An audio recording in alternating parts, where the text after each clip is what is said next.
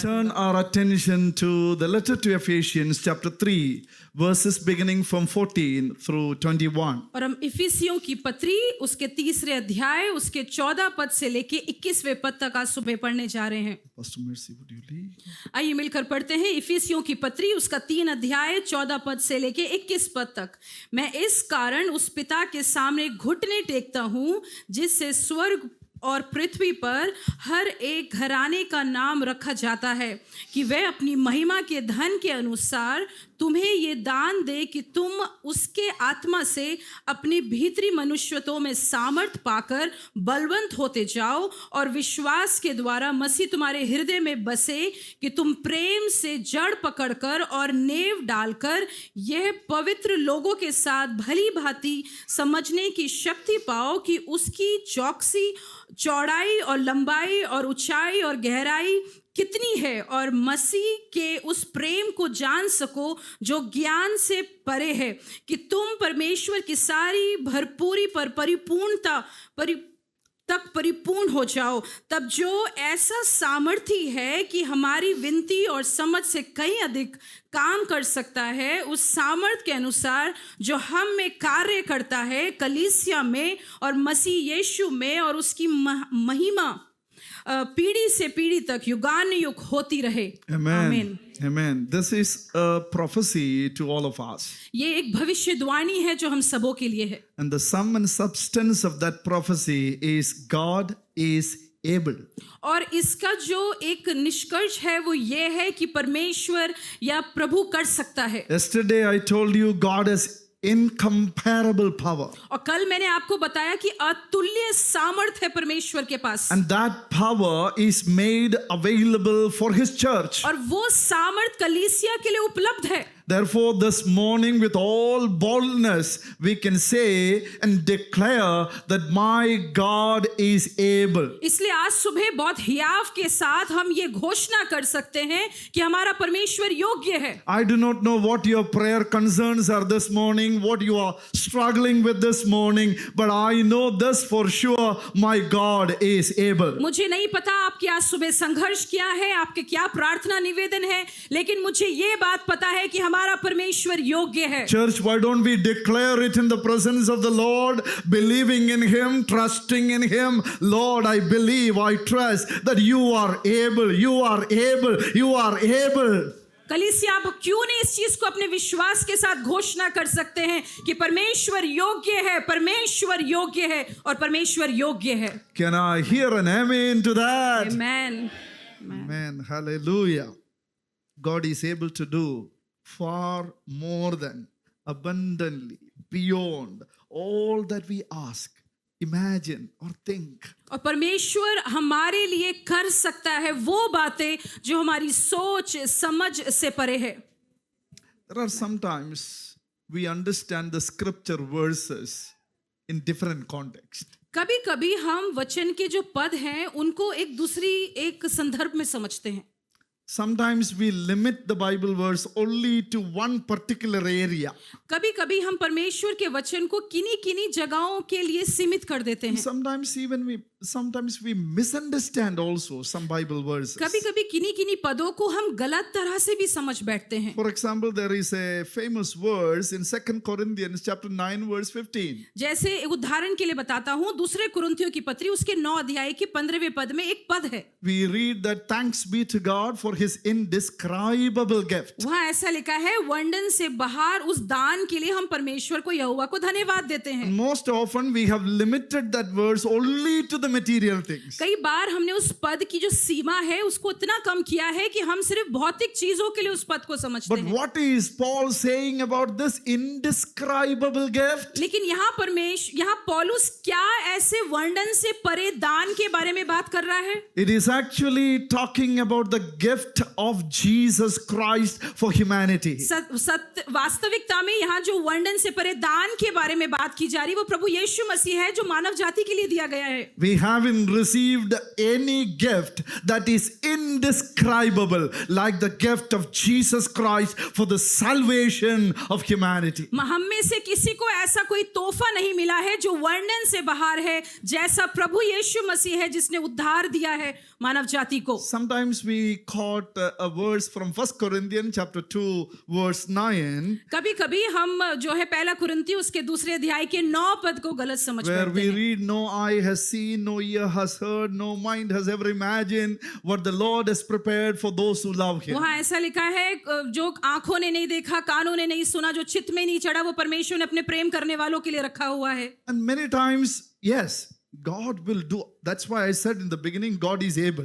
Please जैसे don't forget that. वो भूलिएगा नहीं, मैंने शुरुआत में आपसे कहा है कि परमेश्वर कर सकता है. He is able to do everything for us. वो हमारे लिए सब कुछ कर सकता But है. sometimes we have limited only this to some material things. लेकिन हमने उस पद को कभी कभी सिर्फ भौतिक किन्हीं किन्हीं चीजों के लिए उसको रख रखा And we है, haven't understood the depth of that verse. और हमने उसके पद की गहराई को हम समझे नहीं है. What is this that Paul is talking about? No eye has ever seen, no ear has ever heard, no mind has ever imagined. What is this? ऐसा क्या है जो पौलुस यहाँ कह रहा है, जो आंखों ने नहीं देखा, जो कभी कानों ने नहीं सुना, जो कभी चित्त में नहीं चढ़ा? पौलुस क्या किस चीज के बारे में बात कर रहा है? He is talking about the salvific plan of God through Jesus Christ. यहाँ पर वो परमेश्वर प्रभु यीशु मसीह के उद्धार के कार्य के बारे में बात कर रहा The है. salvation plan that God has decided in eternity past, no mind has ever imagined, no eye has ever seen, no ear has ever heard that the Lord is going to send His only Son to this world to redeem the world. किसी ने परमेश्वर के अनंत काल में जो परमेश्वर ने ऐसी कल्पना की थी कि प्रभु यीशु मसीह को इस संसार में भेजकर उद्धार का कार्य मानव जाति के लिए करेगा. ये एक ऐसी चीज है जो जिसके बारे में यहाँ बात की जा रही है कि किसी आंखों ने नहीं देखी, किसी कानों ने नहीं सुनी और किसी चित्त में नहीं चढ़ी. The verse that we read for our meditation today, verse 20 of Ephesians chapter 3, also misunderstood in that way. और कई बार इफिसियों की पत्री दूसरे अध्याय के 3 पद को जो हमने पढ़ा था वो भी कभी कभी गलत समझा जाता है. God is able to do far beyond, far abundantly, more than what we imagine or think. परमेश्वर हमारे लिए हमारी कल्पनाओं से, हमारी सोच से परे हटकर उससे भी बढ़कर कार्य कर सकता है. But what He is able to do? लेकिन वो क्या कर सकता है? What is Paul praying for the church in this passage? यहाँ पर पौलुस कलीसिया के लिए क्या प्रार्थना कर रहा है? What are the content of that prayer? उस प्रार्थना के कौन से विषय हैं जिसके बारे में वो यहाँ बात कर रहा है? Therefore, what the church should pray for? इसीलिए कलीसिया को किस विषय के ऊपर प्रार्थना करनी This चाहिए? morning I want to delve on that particular thing, what we are asked to pray for. आज सुबह मैं उसी विषय के ऊपर बात करना चाहता हूं कि कलीसिया को किस विषय के लिए प्रार्थना करनी है. God is able, परमेश्वर योग्य है, and Paul is listing 4 important things here, and then the conclusion is he is able to do that. और फिर पौलुस 4 बातों के बारे में यहाँ बोलता है और आखिरी में कहता है वो योग्य है, कर सकता है. Paul has often defined Christian life with 3 words: पौलुस ने कई बार मसीह जीवन को 3 चीजों से बताया है. faith, hope, and love. विश्वास, आशा और प्रेम. The famous Pastor Watchman Nee has interpreted the letter to Ephesians with 3 words: और जो वॉचमैन नी करके जो एक व्यक्ति है, उन्होंने इफिसियों की पत्री की बात को 3 शब्दों में बताया है. sit, walk, and stand. बैठो, चलो और खड़े हो. He says we are already seated in the heavenly places in Christ Jesus. वो कहते हैं हम पहले से ही स्वर्गीय स्थानों पर बिठाए जा चुके हैं. Christian life begins with that restful experience in Christ. मसीही जीवन जो है परमेश्वर में, वो एक आराम की जगह हमारे लिए है. We are called to rest. हमको बुलाया गया है कि हम आराम पाएं। Hello, church, did you hear that? आपने सुना क्या कलीसिया? We are called to have that rest, that peace in the presence of Jesus Christ. हमको बुलाया गया है कि हम परमेश्वर की उपस्थिति में वो शांति और वो आराम पाएं। It's not that we will be seated, we are already seated. वहां ऐसा नहीं लिखा है कि हम बैठाए जाएंगे, लेकिन लिखा है हम बैठे हैं। We are in His presence. We are seated in heavenly places in Christ Jesus. हम मसीह यीशु में स्वर्गीय स्थानों पर बिठाए जा चुके हैं। And after experiencing that closeness and affinity with Jesus Christ, He is asking us, walk a life that is worthy of the gospel because you are seated in the heavenly places. और क्योंकि आप उस स्वर्गीय स्थानों पर बिठाए जा चुके हैं, अब उस बुलाहट के लिए जिसके लिए परमेश्वर ने आपको बुलाया है उसमें चलना शुरू कर दें। And then He is asking us, stand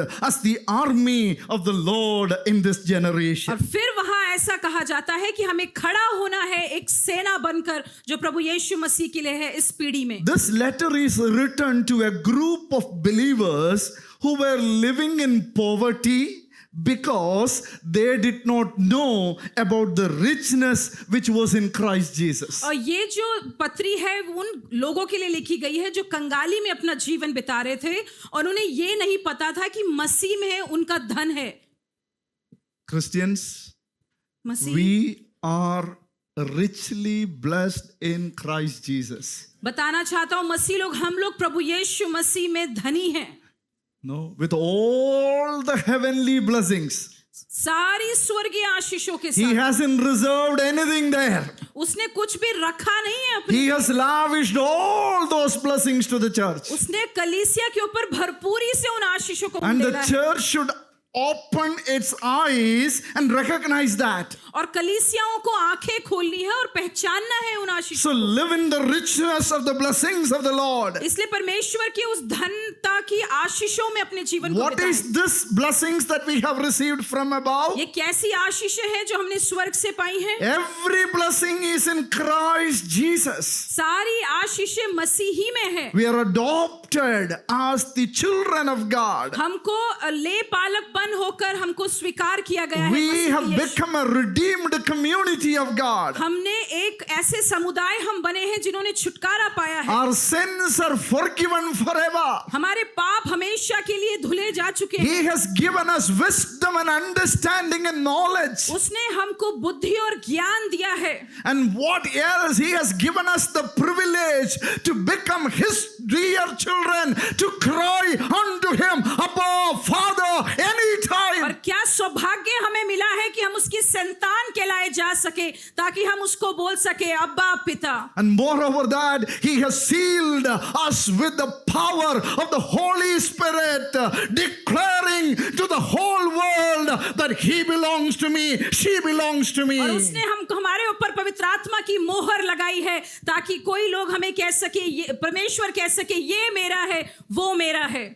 The church should open its inner eyes and see this privilege that the church is blessed with. कलीसिया को अपने अंदरूनी आंखें खोलनी है ये समझने के लिए कि परमेश्वर ने कैसी आशीष दी है। And therefore the church is asked to live in accordance with the privileges that they have received. इसलिए कलीसिया से ये अनुरोध किया जाता है कि इन आशीषों में अपने जीवन को बिताएं। Because Paul says church is the poema, the masterpiece in the hands of God. क्योंकि कलीसिया जो है परमेश्वर के हाथों में एक उसकी रचना है जो परमेश्वर ने बनाई है पोएमा। Masterpiece or the poema, from where poem, the English word poem came, we are actually God's workmanship, handiwork. That is the English translation. The actual translation is we are the poema. We are a poem written by God. ये शब्द का मतलब कि परमेश्वर के हाथों में हम रचना है।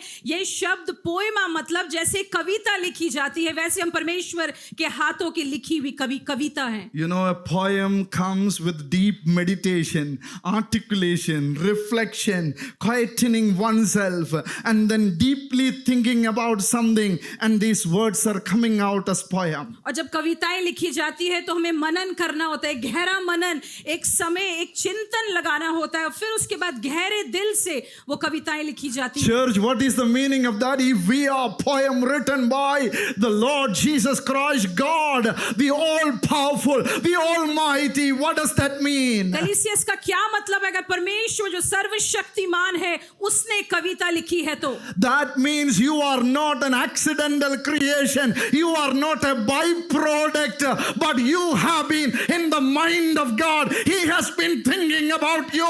You have been articulated by Him. Thanks be to God, because we are created as the masterpiece. आमेन। क्योंकि परमेश्वर ने हमारी रचना की है शमना और हम रदी उसके एले हाथों के शंदले। द्वारा रचना किए गए हैं। हम कोई ऐसे नहीं हैं जो Hallelujah. दुर्घटनावश हम उत्पन्न हो गए। Amen. Amen. Look at the mirror sometime. कभी कभी आप जाकर शीशे को देखें, Don't worry about your color. अपने रंग की चिंता ना करें, Don't worry about your shape. अपने आकार की चिंता ना करें, Don't worry whether you are long or short. चिंता ना करें कि आप छोटे हैं कि लंबे हैं, Don't worry about your thinny or really fat. चिंता ना करें कि आप मोटे हैं कि पतले हैं। But that's what you should not look at the mirror and say, I am a masterpiece in the hands of God. लेकिन शीशे में देखकर बोला करें, मैं परमेश्वर के Hallelujah. हाथों की रचना हूँ। Hallelujah. Amen. World may brand us with lot of body shaming vocabularies. कई बार कई ऐसे शब्दों का इस्तेमाल हमारे शरीर के लिए किया जाएगा जो हमें बड़ा शर्मिंदा कर देंगे। Your friends may bully you.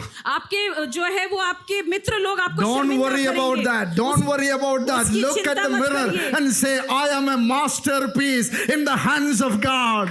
अपने आप को एक मिरर एक उसमें देखें और उसके बाद बोलें कि मैं परमेश्वर के हाथों की रचना हूँ। There are so many things that are so beautiful in the book of Ephesians. इफिसियों की पत्री में बहुत सी अच्छी सुंदर चीजें But हैं। this morning, the Lord is actually inspiring me to talk to you about the surpassing greatness of the power of God. लेकिन आज सुबह मैं परमेश्वर की ऐसी सामर्थ के बारे में बताना चाहता हूं जो हमारे समझ से परे है। Paul is in prison, पौलुस इस समय बंदी गृह में है and in prison there is no ray of hope. और उस बंदी गृह में उसके लिए कोई आशा की कोई किरण नहीं He है was bound in chains. और वो इस समय जंजीरों में कैद है। But even the chains, he says, it is an opportunity for the advancement of the gospel. लेकिन इस समय जब वो बंदी गृह में है वो कह रहा है कि ये अवसर है कि मैं सुसमाचार को फैलाऊं। Because in Roman prisons, they will be chained with another person and sometimes with a guard there so that these people will not run away. क्योंकि रोमी जो उस समय कैद खाना था उसमें जो कैदी था उसको दूसरे कैदी के साथ हाथ उसका बांधा जाता था या उसको एक रखवाले के साथ रखा जाता Have था। you seen the criminals being chained by the police, two people together? कभी आपने देखा है कि जो दोषी होता है उसको दूसरे के साथ उसका हाथ बांधा होता है? This used to happen in Roman prison. ये रोमी जो कैद खाना था वहां होता था And he is now chained because of the gospel. और अब उसको बंदी गृह में डाला गया है सुसमाचार के कारण। But he says this is an opportunity. लेकिन वो कह रहा है ये मेरे लिए अवसर है। For 6 hours, this fellow is going to be with me. 6 घंटे के अंदर ये व्यक्ति जो साथ वाला है वो मेरे साथ होगा। That is the opportunity for me to share gospel with him. ये अवसर है मेरे लिए कि मैं इसको सुसमाचार सुना दूं। And he says, my chains has become a cause for the advancement of the gospel. और वो कह रहा है मेरी जो जंजीर है वो मेरे लिए सुसमाचार फैलाने का कारण बन गई है। Therefore, sitting in the prison, being chained with somebody, he is telling, my God, he is able. और वो कह रहा है उस बंदी गृह की अवस्था में जब Hallelujah. हाथ बंधे हैं वो कह रहा है मेरा परमेश्वर कर सकता He है। is able to do something which I consider as impossible, that will not happen in my life. And this morning, by the Spirit of the Lord, I want to prophesy to this church, he is able and nothing is impossible for him. और पौलुस वहां बैठकर असंभव बातों के बारे में सोच सकता था लेकिन वो ये जानता था कि परमेश्वर उसके लिए कर सकता है। और आज सुबह मैं कलीसिया के ऊपर भविष्यवाणी करना चाहता हूं कि परमेश्वर असंभव बातों के लिए कार्य कर सकता How है। many of you believe that God is going to do extraordinary things through this church? आप में से कितने लोग विश्वास करते हैं इस कलीसिया के द्वारा परमेश्वर अद्भुत कार्य कर सकता है? Amen. Amen. Hallelujah. Amen. All through the letters I read, and there is an emphasis of this ability of God to work for his people. और इस पूरी पत्री में मैं ये देखता हूं कि परमेश्वर सामर्थ रखता है कि वो अपने लोगों के लिए कार्य करे। Chapter 1 verse 19, the surpassing greatness of his power toward us who believe in him. और वहां के पहले अध्याय के 19वें पद में लिखा है, उसकी सामर्थ हम में जो विश्वास करते हैं कितनी महान है, उसकी शक्ति के प्रभाव से उस कार्य के अनुसार। 123, the fullness of him who fills us all. और वहां पर ऐसा लिखा है, ये उसकी देह है और उसी की परिपूर्णता है जो हम सब में परिपूर्ण होती है। Chapter 2 verse 10, we are God's workmanship, poema. और वहां पर ऐसा लिखा है कि हम उसके द्वारा उसके हाथों की रचना है। Chapter 3 verse 7, he is working in us according to his power. और वहां लिखा है, हे परमेश्वर के अनुग्रह से उस दान के अनुसार अपनी सामर्थ के द्वारा उस हमारे जीवन में So कार्य there is करती an है। emphasis of the working of God throughout this letter. और इस पूरी पत्री में परमेश्वर की सामर्थ के कार्यों के बारे में बताया The है। passage that we read is actually the second prayer of Paul in the letter to Ephesians. और ये जो हमने अध्याय पढ़ा था पहले, वो पौलुस की दूसरी प्रार्थना है इस कलीसिया इस पत्री में। The first prayer we read last night. और जो पहली प्रार्थना थी वो हमने कल रात में In पढ़ी थी। chapter 1 verses 15 following, और पहले अध्याय के 15वें पद से जो थी, Paul is praying for the church पौलुस जो है कलीसिया के लिए प्रार्थना करता that है the readers will be given a spirit of wisdom and of revelation regarding the knowledge of God. कि वहां के जो पढ़ेंगे उसको, उनको परमेश्वर जो है आत्मा की बुद्धि और प्रकाशन दे। Look at what is he praying for the church. The inner eyes, the spiritual eyes of this church needs to be opened. वो क्या प्रार्थना वहां कर रहा है कि लोगों की अंदरूनी आंखें, आत्मा की आंखें खुल जाएं। Why that should be open? क्यों खुलना है उसको? Because they need to know the surpassing greatness of the power of Jesus Christ. क्योंकि लोगों को परमेश्वर की, प्रभु यीशु मसीह की सामर्थ जो समझ से परे है, उसकी सामर्थ को जानना When है। the surpassing greatness of the power of God operated in the life of Jesus, he came out of the grave. जब परमेश्वर के अंदर, प्रभु यीशु मसीह के अंदर परमेश्वर की सामर्थ जो समझ से परे है कार्य करी, तो प्रभु यीशु मसीह कब्र से जी उठे। That means it is the power that can raise dead people. इसका मतलब इस सामर्थ के द्वारा मुर्दे जिंदा हो जाएंगे। They need to know the power that can even raise dead people. उनको ये सामर्थ को भी जानना है जो मुर्दे को जिंदा कर सकती Have है। you ever heard somebody is speaking to the dead people? कभी आपने ऐसा देखा है कि कोई एक मुर्दे से बात कर रहा है? And in case if you speak, the dead body is suddenly standing up and responding to और them. आपने ये देखा हो कि किसी ने अगर ऐसा बात भी किया एक मुर्दे से, तो मुर्दा खड़ा हो गया और उनसे वापस बात करने लग गया। But the Bible tells us there is someone who can speak even to the dead. लेकिन बाइबल कहती है एक ऐसा व्यक्ति है जो मुर्दे से भी बात कर सकता In है। the city of Nain, a widow had a son who died, and they were bringing this dead body outside the city. Nine एक नगर था, वहां पर एक विधवा थी, उसके बेटे को बाहर लाया जा रहा था And नगर Jesus, से। who said, I am the life and resurrection, he along with his disciples were moving towards the city. और प्रभु यीशु मसीह जो कहते हैं मैं पुनरुत्थान और जीवन हूं, वो उस नगर से अपने चेलों के साथ बाहर जा रहे So थे। at the city gate, death and life is actually meeting again. और उस नगर के फाटक पर जीवन और मृत्यु एक दूसरे से मिल रही है। The one who said, I am the life, he touched the dead body and said, get up, my और child. जिसने बोला कि मैं जीवन हूं, उसने मृतकों को छुआ और बोला तू उठ खड़े हो। Somebody who can speak to the dead bodies. कोई एक जो एक मृतक से बात कर सकता It's है। not only that, the body listen to this voice and respond to that voice. He is coming up and he is coming up as a living being. और एक ऐसा व्यक्ति जो मृतक है, वो उसकी आवाज सुनकर जीवन पा रहा है। Some people said, hey, it was on the first day.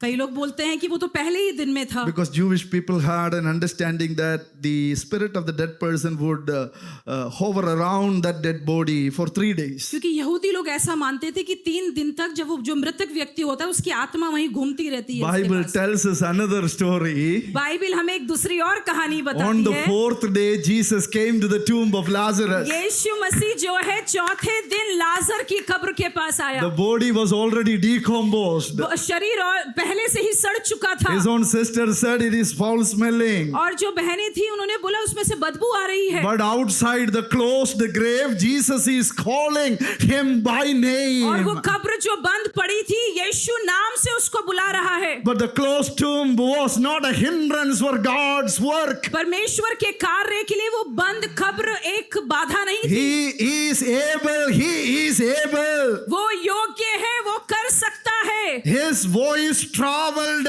into the grave. उसकी आवाज उस कब्र के अंदर तक चली गई। It went into the ears of a decomposed body. वो शरीर जो सड़ चुका था यीशु की आवाज उसके कान के अंदर And चली the गई। decomposed body responded to the voice of the one who said, I am the resurrection and life. और जो जिसका शरीर सड़ चुका था उसने जब वो आवाज सुनी वो उसकी आवाज थी जिसने He- कहा मैं जीवन और He पुनरुत्थान हूं। he came out as a living being. और वो बाहर निकल आया जीवित होकर। Hey, that's not the story alone. ये ही सिर्फ एक कहानी नहीं We है। read in Gospel according to Matthew on the day when Jesus was crucified, और- when he was crying aloud with the voice, those who were died in the tomb in Palestine, many in the tomb heard this loud cry. They came back alive, responding to the cry of Jesus. जब प्रभु यीशु मसीह उस क्रूस पर थे और उन्होंने जोर से चिल्लाए कब्र में जितने मुर्दे थे वो जिंदा हो गए। Amen. Is it not our blessed hope? क्या हमारे पास एक धन्य आशा नहीं है? Hallelujah. When he comes with the trumpet sound, जब तुर्री की आवाज फूकी when he जाएगी comes with a loud cry, और जब वो एक ललकार का when शब्द he सुनाई comes with the देगा archangel's voice, और जब वो प्रधान दूत का शब्द सुनाई many देगा who died in the Lord, और जो सब लोग प्रभु यीशु मसीह में मर गए हैं and even people who are sleeping in many tombs in Chandigarh, और जो चंडीगढ़ की कब्रों के अंदर सो रहे हैं from all across the globe, पूरी भूमंडल में they जितने will लोग हैं listen to the voice of God. वो परमेश्वर की आवाज सुनेंगे Oh, they will come back alive as an army. और वो एक सेना के समान जी Praise उठेंगे। be to God for the blessed hope that we have in Christ Jesus. परमेश्वर को महिमा मिले उस आशा के लिए जो हमें प्रभु यीशु मसीह में है। My God is able. हमारा परमेश्वर योग्य Paul है। wants the Ephesian church to open their eyes and see the surpassing greatness of the power of Jesus पौलुस Christ. कह रहा है कलीसिया को अपनी आंखें खोलो ताकि तुम परमेश्वर की ऐसी सामर्थ को देखो जो हमारे समझ से परे है। Ephesians 3 is the second prayer. जो इफिसियों की पत्री 3रा अध्याय है वो दूसरी प्रार्थना है। Here the mode of prayer is he is kneeling down and praying. और यहाँ पर जो उसका प्रार्थना करने का तरीका है वो ये है कि वो घुटनों पे आकर He प्रार्थना says, कर रहा I है। kneel down before the Father from whom all families on heaven and earth has come. वो कह रहा है कि मैं उसके सामने झुका हूं, उस पिता के सामने जिसके द्वारा पृथ्वी पर की सारी परिवारों का उत्पन्न हुए A हैं। family name indicates the rights and privileges. परिवार का नाम का मतलब ये होता है कि उनको एक हक मिला है या उनके पास सौभाग्य है। In our vernacular language, it is kudumbam. हम जो अपनी मातृभाषा में उसको कहते हैं कुटुंबम। That means we are joining together, and there is something called imbam. I don't know whether that is in Hindi or not.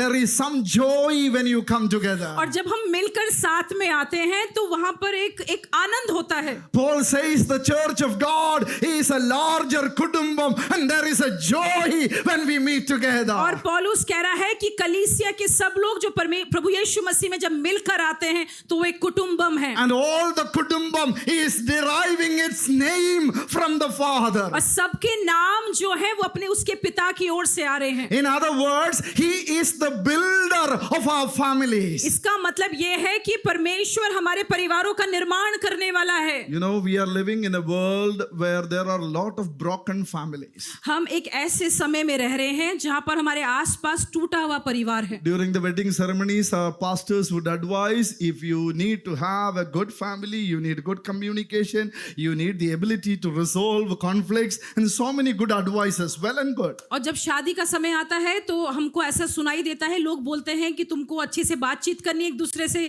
और जो समस्याएं हैं जो बातें हैं उनको आपको सुलझाना है। But the Bible says, unless the Lord builds the house, लेकिन बाइबल कहती है जब तक परमेश्वर जब जब तक वो निर्माण ना करे। Yes, our abilities are good. Conflict resolving ability skill is good. Good communication is good. Being good friends, this is also good. That is needed. But the family is built by God unless the Lord builds the house. क्यों ये सब अच्छा है कि हम एक दूसरे से बात करें, एक दूसरे के साथ अच्छे संबंध रखें, लेकिन जब तक यहोवा ही उसको निर्माण ना करे, We still survive as a family not because of our skills, because the Lord has been building our families. हम अभी तक अपने परिवारों Amen. में अच्छे से चलें, इसलिए नहीं क्योंकि हमारे अंदर कोई गुण है, लेकिन क्योंकि परमेश्वर ने उसका निर्माण किया है। Actually, the translation is unless the Lord continues to build. यहाँ पर इसका अनुवाद ये है कि जब लगातार ही जो है वो उसके घर का निर्माण ना करे तो। Ask the Lord this morning, Lord, continue to build my family. आइए मिलकर ऐसी प्रार्थना करें, परमेश्वर मेरे परिवार को आप लगातार बनाते रहें। Continue to build this larger family that is called church. आप इस कलीसिया जो परिवार कहलाया जाता है उसको आप लगातार बनाते रहें। If God is the builder, then Satan is the destroyer.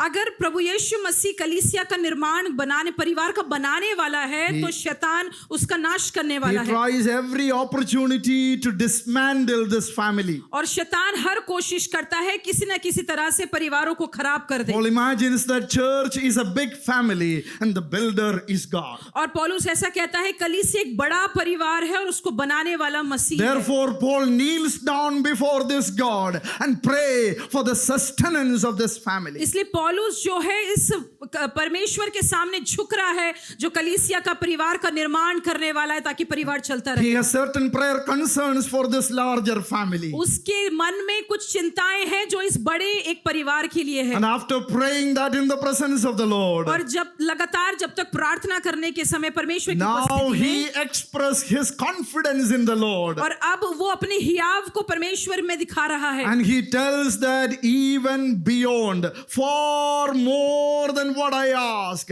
what I imagine, what I request him, my God is able to do it for me. और अब पौलुस ऐसा कह रहा है जब उसको परमेश्वर पे हियाव हो गया है कि मेरी सोच से बढ़कर मेरी कल्पनाओं से बढ़कर परमेश्वर कार्य कर सकता है। Are you all with me? क्या आप सब मेरे साथ हैं? We will have 4 points मेरे पास 4 बिंदु हैं and we will finish in time. Don't worry. और मैं टाइम पे खत्म कर दूंगा, चिंता नहीं करिएगा। Amen. Amen. I believe that even if the message is not finished, what all things I have written down and prepared, what the Spirit wanted to tell us needs to be spoken. मेरा संदेश तैयार है, लेकिन जो पवित्र आत्मा को बोलना है वो पवित्र आत्मा बोलेगी। Paul says the first thing that we need to pray as a church, as a larger family, is that the church needs to be strengthened with the power through the Spirit in the inner man. पौलुस कह रहा है जो बड़ी कलीसिया जो एक परिवार है उसके लिए ये प्रार्थना करनी है कि उनकी आत्मा और सामर्थ जो है पवित्र आत्मा के द्वारा उनका अंदरूनी मनुष्य तो मजबूत हो जाए। Yes, along with all our prayer concerns, सारी और जो प्रार्थना निवेदन है हमारे पास, don't forget this, may this be our priority. ये हमारी प्राथमिकता होनी चाहिए कि हम ये प्रार्थना करें। What is this priority? क्या है ये प्राथमिकता? My inner man needs to be strengthened. मेरा अंदरूनी मनुष्यत्व मजबूत होना है। I need growth in the inner man. मेरे अंदरूनी मनुष्यत्व के अंदर बढ़ोतरी होनी है। Sometimes Paul is very funny. कभी-कभी पौलुस बहुत मजाकिया है। And he always talks about an outer man and inner man. वो कभी-कभी बोलता है भारी मनुष्यत्व, अंदरूनी मनुष्यत्व। He talks about a man after flesh and a man after spirit. और वो बोलता है एक मनुष्य जो शरीर के अनुसार चलता है, एक मनुष्य जो आत्मा के अनुसार Look चलता at है। his prayer. देखिए उसकी प्रार्थना। His prayer is not for the so-called blessings of the church, the material blessings. और वो कलीसिया के लिए ये प्रार्थना नहीं कर रहा कि वो भौतिक रूप से बहुतायत से आशीष पाएं। Because he believes that all the material blessings are just like shadow. और क्योंकि वो उसके लिए ये मानना है जितनी भी ये भौतिक आशीष है वो एक परछाई के समान है। You know when shadows come? आपको पता है जब परछाई आती है? When you are facing towards the sun. जब आप सूरज की तरफ देखते हो तब आप परछाई को देखते When हो। the sun is directly on you, जब सूरज पूरी रीति से आपकी ओर है and the shadow will be behind you. तो आपकी परछाई जो है आपके पीछे होगी। Imagine with me for 1 minute that we are turning away from the sun 1 minute के लिए ऐसी कल्पना करें कि आप अपने मुंह को सूरज की ओर से घुमा and रहे we हैं are going to catch this shadow. और हम इस परछाई को पकड़ने जा रहे हैं। What will happen? क्या होगा? You will never catch the shadow and you will be away from the sun. और आप क्या होंगे? आप अगर अपनी परछाई को पकड़ना चाहेंगे आप पकड़ नहीं पाएंगे, उसके बजाय आप सूरज से भी दूर हो जाएंगे। Bible says, seek ye first the kingdom of God and its righteousness. Bible कहती है पहले उसके राज्य और उसकी धार्मिकता की खोज करो And all these things shall be added to you. और ये सब चीजें तुम्हें मिल जाएंगी। Church needs to look at the face of the Son of righteousness and walk after him. The shadows will follow you. कलीसिया को उस सूर्य की तरफ जो उद्धार का जो धार्मिकता का सूरज है उसकी तरफ देखना है, उसकी तरफ चलना है। What we need as a church is Jesus more than anything else. कलीसिया को जो सबसे ज्यादा जरूरत है वो प्रभु यीशु मसीह की है। What we need to seek as a church is the face of Jesus than anything else. कलीसियाई रूप से अगर हमें किसी चीज की खोज करनी है तो प्रभु यीशु मसीह के मुख की खोज करनी है। Paul is not simply saying this. पौलुस सिर्फ ऐसे ही नहीं कह रहा इसको। You know the name Paul. Paul simply means little one. पौलुस के नाम का मतलब है छोटा। छोटा नाटा था. छोटा नाटा। He is thin, very skinny fellow. वो बहुत पतला दुबला पतला सा है। Very skinny, very small. और वो नाटा भी है। And if he stands there for preaching in a stage, who is this preacher? और लोग अगर खड़ा भी होते थे प्रचार करने के लिए, लोग बोलते थे कौन है ये प्रचारक? No, there is no personality as such as the world is imagining about. उसका जो व्यक्तित्व बाहर का व्यक्तित्व है वैसा नहीं है जैसे कल्पनाएं आजकल दुनिया And on करती the है। top of that, he has lot of body issues. और उसके ऊपर शारीरिक बहुत सी उसके पास दुर्बलताएं थी। His eyes were gouged out. It looks like it is coming out. उसकी आंख जो थी पौलुस की ऐसी थी जैसे थोड़ी सी बाहर आई हुई थी। He is always intently looking at people like this. और वो लोगों को ऐसे ध्यान से घूरता हुआ देखता था। What happened on the road to Damascus? His face was actually facing the light that outshines the light of the sun. और एक बार ऐसा हुआ वो दमिश्क के रास्ते में जा रहा था और जो उसकी ज्योति थी सूरज की वो उस पर पड़ी। Ever since he was looking things very closely, he was not able to see things so clearly. और वो प्रकाश इतना ज्यादा था उसके पास, जब वो पास से भी चीजें देखता था तो वो स्पष्ट रूप में नहीं देख पाता था। His preaching was really boring, just like my preaching. उसका प्रचार जो है बड़ा ही ऐसा था, उबाऊ सा, जैसे मेरा है। One night he was preaching and a fellow was listening to him. He slept, fell down and died. एक बार ऐसा हुआ एक रात में वो प्रचार कर रहा था और एक व्यक्ति ने उसके प्रचार को सुना और वो गिरा और मर गया। Thanks be to God, it was Paul. और अच्छी बात है कि वो पौलुस था। I do not have that gift. मेरे पास ऐसा कोई दान नहीं है। You can sleep but don't fall down. आप सो सकते हैं लेकिन गिरना मत। Look at a skinny fellow, a short fellow who had lot of issues in his body, lot of sickness in his body, but the Lord has given him such power and such charisma, such grace that nobody was able to write like Paul has written. Amen. आप देखिए पौलुस के शरीर में कितनी दुर्बलताएं थी, वो आंखों से कितना कमजोर था, लेकिन उसके बाद भी उसने ऐसी कुछ बातों को पत्रियों को लिखा है जो कोई नहीं लिख सकता। Nobody was able to do the ministry like Paul. पौलुस के समान कोई और सेवा नहीं कर पा रहा He था। says, I am what I am, but by the grace of God. उसने बोला मैं जो भी हूँ वो मैं हूँ क्योंकि मैं प्रभु यीशु मसीह I may have all my limitations, but I know I am what I am, but by the grace of मेरे God. पास बहुत सी सीमाएं हैं मेरी, लेकिन मैं जो कुछ भी हूँ वो उस मसीह के द्वारा हूँ। He says, I am an earthen vessel, and this immeasurable grace is poured into this earthen vessel. और वो कहता है मैं मिट्टी का बर्तन हूँ जिसमें स्वर्गीय खजाना भरा गया है. He says, even though my outer body wasted away day by day, I'm not worried. There is an inner man that is being renewed day by day. वो कहता है जबकि मेरा भारी मनुष्य तो जाता रहेगा लेकिन मेरा अंदरूनी मनुष्य वो दिन प्रतिदिन परिवर्तित होता This रहेगा. inner man can be strengthened because inner man is spiritual man. Therefore, it needs to be strengthened by the Spirit, by the strength of the Spirit. अंदरूनी मनुष्यत्व हमारा आत्मा को बताता है. वो हमारा आत्मिक अंदरूनी मनुष्यत्व होता है और वो आत्मा के द्वारा ही मजबूत किया जाएगा. You know how Spirit operates? आपको पता है पवित्र आत्मा कैसे कार्य Genesis करती है. chapter 1, there was chaos, confusion, disorder. Nothing was there. The Spirit was hovering over the chaos and confusion. वहाँ ऐसा है उत्पत्ति के पहले अध्याय में वहाँ पूरी असमंजसता थी, सब कुछ में गड़बड़ी थी, लेकिन पवित्र आत्मा वहाँ ऐसा लिखा है मंडरा रही थी. When the Spirit hovered over the confusions and chaos, over the darkness, God is declaring His word, let it be, and the creation came. जहाँ सारी गड़बड़ी थी, अंधकार था, वहाँ परमेश्वर अपने वचन को बोलकर कह रहा है यहाँ पर ज्योति हो जाए. God is able to do something new in your life if you are allowing yourself to be hovered over by the Holy Spirit. पवित्र आत्मा आपके परमेश्वर आपके जीवन में कार्य कर सकता है अगर आप अनुमति दें कि पवित्र आत्मा आपके ऊपर मंडराए. In Ezekiel chapter 37, the valley of the dry bones, and the prophet is prophesying to the wind. और वहां पर हम देखते हैं इज़ेकिएल की पत्री उसके की पुस्तक उसके 37वें अध्याय में कैसे पवित्र आत्मा वहां मंडरा रही The है. valley of the dry bones became an army of God by the power of God. वो उस तराई में जो सूखी हड्डियों की थी हम देख रहे हैं वहां एक बड़ी सेना खड़ी हो रही है. The food of the inner man is the word of God. और जो अंदरूनी आत्मा का जो एक भोजन है वो We परमेश्वर need का to वचन है. pray to the Lord so that the Lord will open our inner eyes to understand His word. हमें प्रार्थना करनी है कि परमेश्वर हमारे अंदरूनी मनुष्यत्व की आंखों को खोले ताकि हम परमेश्वर के वचन को पढ़ सकें. Church, pray for the strength of the inner man. कलीसिया प्रार्थना करें परमेश्वर हमारे अंदरूनी मनुष्य को The church मजबूत करे. needs the strength of the Holy Spirit than ever before. कलीसिया को ये समय है कि उसको अपने आप को मजबूत करना है. Second, Christ may dwell in your heart. और दूसरी चीज ये है कि मसीह जो है आपके मनों में वास करना है. Dwelling, it means living in. The original meaning is to settle in yourself.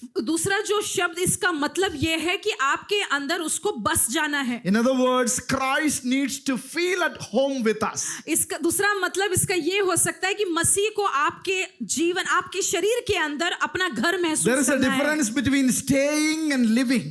दो अलग प्रकार के शब्द है. एक तो ऐसे ही जाकर रहना और बस जाना. We stay in the hotel for some days, हम होटल में जाकर रहते हैं थोड़े समय के but लिए, we live in our homes. लेकिन हम अपने घरों में वास करते हैं. Christ needs to live in us, मसीह हमारे अंदर वास करना है. not staying with us, सिर्फ रहना नहीं है but living in us. लेकिन हमारे अंदर वास करना We है. need to pray. Don't presume that Christ is there.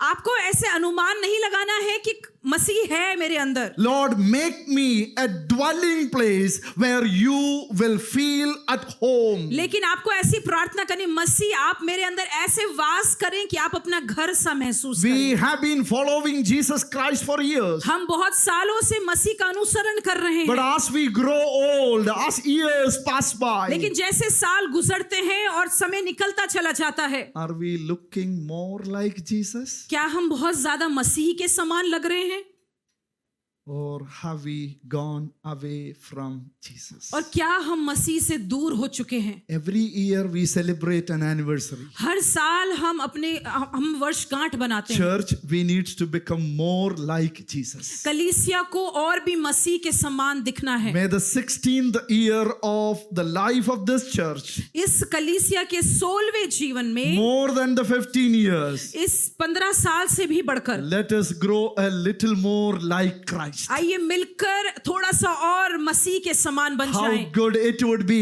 if the church can come and testify on its 16th anniversary that we have grown a little more like Jesus Christ. कितना अच्छा होगा कि कलीसिया मिलकर हम 16वें साल में कह सके हम सब मसीह के समान और बन चुके We हैं। need to pray together for that. हमको मिलकर उस चीज के लिए प्रार्थना That's करनी why है। I said yesterday that we are being built into a dwelling place of God. इसीलिए मैंने कल कहा था कि हम सबों को ऐसा निर्माण किया गया है कि परमेश्वर हमारे अंदर वास The करे। third thing that we need to pray is that, Lord, allow me that I may be rooted in your love, that I may be planted and I may be founded in your love. हमको तीसरी चीज जिसके विषय में प्रार्थना करनी वो ये है कि परमेश्वर मैं आपके प्रेम में पाया जाऊं या मैं आपके प्रेम में जड़ पकड़ूं। No, rooting and having that foundation in the love of Christ. उस बुनियाद के नीचे होना या उन जड़ों में होना जो प्रभु यीशु मसीह के प्रेम में है। That means there is an intimate experience. इसका मतलब वहां पर एक बहुत ही घनिष्ठ एक संबंध है। How do we know that we are strongly rooted in love? हमें कैसे पता चलेगा कि हम बहुत मजबूती से प्रेम में जड़ पकड़े हुए हैं? The first thing that we know that we are rooted in love is the language that we speak. ये सबसे पहली चीज जो प्रस्तुति वो ये तब होगी कि हम परमेश्वर के प्रेम में जड़ पकड़े हुए हैं हमारी भाषा से जो हम बोलते हैं। There is a love language. एक प्रेम की भाषा है। I don't know whether you have heard about Gary Chapman and the 5 love languages. मुझे नहीं पता कि आप मैंने उस व्यक्ति के नाम को सुना है और ये सुना है कि वो 5 प्रेम की भाषा के बारे में बात करते It हैं। begins with words. वो शब्द के साथ शुरू And होती I'll है end with that. और मैं इसके साथ समाप्त करूंगा। There is a story by a person called Santosh Kumar. Santosh Kumar के द्वारा एक कहानी है। And he is talking about a supplier in a shop. Earlier, now we have only this, what you call malls and all. You don't need suppliers there. You can just go and pick up things. Earlier, we had shops. I don't know whether this generation would know. Oldies may know that. We had shops and there used to be suppliers. We have to tell them, I need this, then he will go and pick it up for us. और इस समय तो हम देखते हैं कि वैसी बड़ी बड़ी दुकानें मॉल जैसी बन गई हैं, लेकिन पुराने समय में ऐसे होता था कि आप उनको एक पर्ची लिख कर दे दो और वो आपके लिए सामान लेकर आ जाते थे। And there was a supplier in a shop and the shop was selling words, vocabularies. और एक बार एक जो सप्लायर था वो अपनी जगह में अपनी दुकान में जो है शब्दों को बेच रहा Yeah, था। this is a story. ये This is a कहानी story. है। Yeah, in a shop there are words are kept and a supplier used to pick the words and give to those who come and buy. एक दुकान में शब्दों को रखा गया था और ये व्यक्ति जो है उन शब्दों को लेकर लोगों को बेच रहा था। Who would come for buying words? In this generation only Shashi Tharoor will come. सिर्फ जो है कुछ ही लोग हैं जो इस समय में ऐसी पीढ़ी में जो है वो शब्दों को लेने आएंगे। Because he is in the recent book he is saying I am besotted with words. I am fascinated with a lot of words. क्योंकि ये व्यक्ति ऐसे कहते हैं कि मैं बहुत ही ज्यादा शब्दों से बहुत आकर्षित A हूँ। poet used to come to the shop और एक कवि जो है इस दुकान में आकर शब्दों को and he लेने used आता to था buy words. और वो शब्दों को खरीदता था। One day he said to the supplier, I need some words that are related with cemetery, graveyard, burial and all. और एक बार ये व्यक्ति आया और कहता है मुझे एक ऐसे शब्दों को खरीदना है जो कब्र के बारे में या जहाँ पर कब्रिस्तान होता है उसके बारे में And the बताए। supplier will go to the wholesale store to search these words and he will come back. और फिर ये जो सप्लाई करने वाला व्यक्ति है वो जाएगा उस बड़ी गोदाम में और वहां से सामान को इस शब्दों को लेकर आएगा। After several days, the poet asked, where are those words that I have asked? और बहुत दिनों के बाद कवि ने पूछा वो शब्द जो तुझसे मैंने मांगे थे वो कहाँ है? He said, उसने कहा, all those words have the smell of death. उसने बोला उन सारे शब्दों में मृत्यु की वो बदबू है। Did you listen to me? All those words have the smell of death. उसने बोला मृत्यु की बदबू उन सारे शब्दों में आ रही है। What is the smell of our words? आज के समय में हमारे शब्दों की क्या खुशबू है? Do we speak life or death? क्या हम जीवन को बोलते हैं या मृत्यु को बोलते हैं? Does our words smell like the words of Herod, who was all trickery, cunningness? क्या हमारे शब्द वैसे हैं जैसे अधोलोक के हैं जहां पर सारे चतुर शब्दों को बोला जाता था? Does our words look like the words of Pilate, who was really cunning and crooked? और क्या हमारे शब्द वैसे हैं जैसे पिलातुस के थे, जो बहुत ही ज्यादा जो बहुत चतुर थे? Or does our word look like the one who is on the cross? और क्या हमारे शब्द वैसे हैं उस व्यक्ति के समान जो उस क्रूस पर है? What are those words? क्या है वो शब्द? He is speaking words of forgiveness. वो क्षमा के शब्दों को वहां पर बोलता है। He is speaking words of redemption. वो छुटकारे के शब्द को वहां बोलता है। He is speaking words of relationship. वो संबंध के शब्द को वहां बोलता He है। is speaking words of self-emptying. वो वहां पर अपने आप को स्वयं को खाली करने के He is शब्दों को speaking बोलता है। words of hope. वो आशा के शब्दों को वहां बोलता है। May we be rooted in the love of Jesus, हम सब लोग आइए मिलकर परमेश्वर के प्रेम में जड़ पकड़े, that we may speak the words of love, reconciliation, forgiveness and hope in this ताकि generation. हमारे शब्दों में ऐसी सामर्थ हो कि हम इस पीढ़ी को उन शब्दों को बोल सके जो आशा और छुटकारे से भरे हैं। Paul says, number 4, that we need to pray that we may be filled to the full measure of the fullness of और God. चौथी प्रार्थना जो पौलुस करता है वो ये कहता है कि हमें पूरी रीति से भरपूरी से परिपूर्ण हो जाना है मसीह What में। does that mean? उसका क्या मतलब है? That means we need to have a special experience of the presence of God. इसका मतलब ये है कि हमको एक विशेष अनुभव चाहिए परमेश्वर की The उपस्थिति का। fullness of that means wherever you go, the presence would travel with you. इस पूरी परिपूर्णता जो है भरपूरी से मिलने का मतलब है कि हम जहां कहीं भी जाते हैं When- वो उपस्थिति हमारे साथ When जाती you है। talk with a friend, she or he should experience this presence of God flowing through you. और जब हम किसी मित्र से अपने किसी व्यक्ति से सामने बात करते हैं तो वो उपस्थिति हमारे अंदर से बहकर निकलनी चाहिए। When you step into a house, let this presence fill that house. जब आप किसी घर में अपने कदम को रखें तो परमेश्वर की उपस्थिति उस घर को भर देनी When you चाहिए। work in an office, let this presence fill that office. जब आप किसी ऑफिस में काम करते हैं आपकी उपस्थिति से परमेश्वर की उपस्थिति How भर many of us जानी are चाहिए। willing to pray this prayer this morning? आज सुबह आप में से कितने लोग ऐसी प्रार्थना करना चाहते Lord, हैं? I need such a measure of the presence of God, परमेश्वर ऐसी भरपूरी से मुझे तेरी आत्मा that चाहिए wherever है I go, your presence will कि go. जहां कहीं मैं जाऊं तेरी उपस्थिति मेरे साथ जाए And I will go to only those places where your presence could और go. मैं सिर्फ उन्हीं जगह में जाऊंगा जहां तेरी उपस्थिति पाई जाती Lord, है। I need a Amen. strength in my inner man. परमेश्वर मुझे अपने अंदरूनी मनुष्यत्व में सामर्थ्य चाहिए Lord, I है। need a growth in my inner man. परमेश्वर मुझे अंदरूनी मनुष्य के अंदर शक्ति चाहिए है। Lord, I need your permanent dwelling in me. परमेश्वर मेरे अंदर तेरा हमेशा का वास मेरे अंदर होने Lord, I पाए। need to be rooted in love that I may speak words of hope. परमेश्वर मेरे अंदर तेरा प्रेम ऐसा जड़ पकड़े कि मैं सिर्फ अच्छी ही बातों को बोलूं। Lord, I need such a measure of the presence of God. Fill me with that, that wherever I go, the kabod of God, the Shekinah of God, the presence of God will move with कि me. परमेश्वर मेरे अंदर ऐसी परिपूर्णता से तेरी आत्मा भर जाए कि जहां Hallelujah. कहीं मैं जाऊं तेरी उपस्थिति मेरे साथ जाए। Hallelujah. Hallelujah.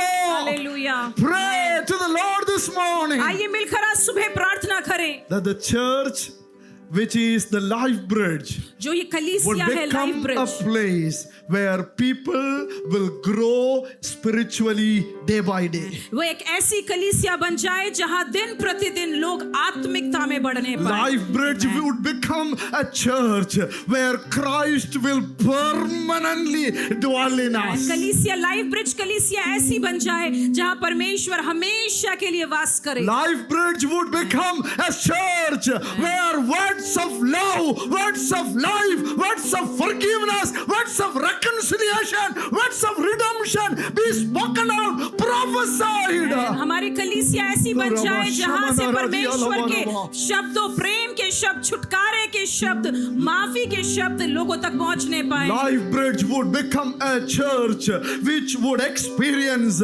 such a measure of the presence of God that everybody stepping into this place would be filled by the presence of और God. लाइफ ब्रिज कलीसिया ऐसी परिपूर्ण हो जाए उसकी उपस्थिति से कि जो कोई भी इस जगह में आए परमेश्वर की उपस्थिति को अनुभव करे। May God bless all of you richly. परमेश्वर आप सबों को बहुत आयत से आशीषित करे। If this is our prayer, अगर ये हमारी प्रार्थना है, if this is our prayer, अगर ये हमारी प्रार्थना है, He is able वो योग्य है to give you far more than what you ask.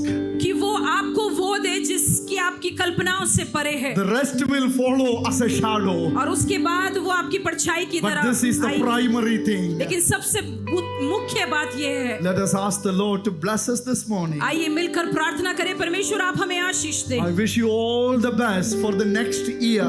मैं आपको अपनी सारी शुभकामनाएं देता हूँ इस आने वाले May साल the के Lord लिए। do extraordinary miracles through you. आपके द्वारा परमेश्वर ऐसे अद्भुत चमत्कारों को करे। May the Lord fill you with such glory and presence. परमेश्वर अपनी उपस्थिति से और अपनी महिमा से आपको ऐसे भरे, May the church be enlarged to the west and the east, to the north and the और south. होने पाए कलीसिया ऐसे फैल जाए उत्तर दक्षिण पूरब पश्चिम की ओर। May there be branch churches established. आमीन। और इस कलीसिया के द्वारा और भी कलीसियाओं का स्थापना May होने their पाए, people be redeemed by the love of Jesus in the city. और इस शहर में प्रभु यीशु मसीह के प्रेम के द्वारा लोग छुटकारा पाए।